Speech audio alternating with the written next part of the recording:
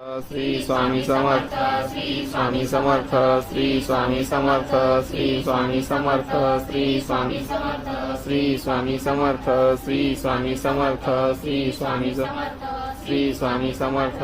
अरे हो, हेच ते काय वाईट अवस्था झाली बघ ना त्यांची। स्वामींना नाव ठेवलं ना तर हे असं होतं।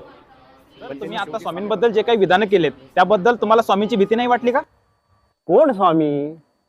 आणि कुठल्या स्वामीची मी भीती बाळगू आणि का म्हणून बाळगू? अशा स्वामी बिबीचं मला कुठलंही भय वाटत नाही, भीती वाटत नाही।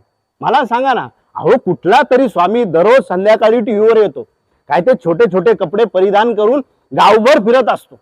आता मला सांगा, आपल्या घरातल्या मुलांनी, आपल्या पतिराजांनी असे छोटे कपडे घालून घरामध्ये गावभर फिरलेलं चालेल?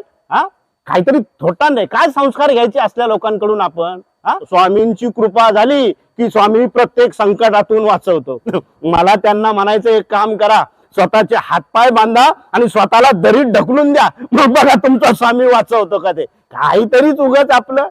शेवटी ते स्वामींच्या चरणी नतमस्तक झालेच आणि स्वामी त्यांना त्यांच्या संकटातनं नक्कीच बाहेर काढतील। आपण स्वामी भक्त आहे ना, वाईट तर वाटणारच ना। स्वामी थोडे तापट आहे, पण धडा मात्र शिकवतात। स्वामी कधी कोणाचं वाईट करत नाही आणि हो, ते लवकर बरे हो, ही स्वामी चरणी प्रार्थना। आणि हेच आपल्या स्वामींचे संस्कार। श्री स्वामी समर्थ। कर्म रे कर्म, कर्माची फळे आज न उद्या मिळतीलच, पण काही कर्मांची फळे ताबडतोब मिळतात।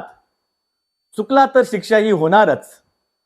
आलास ना दर्शनाला, मग काळजी करू नकोस, होशील रे बरा। भिवू नकोस, मी तुझ्या पाठीशी आहे।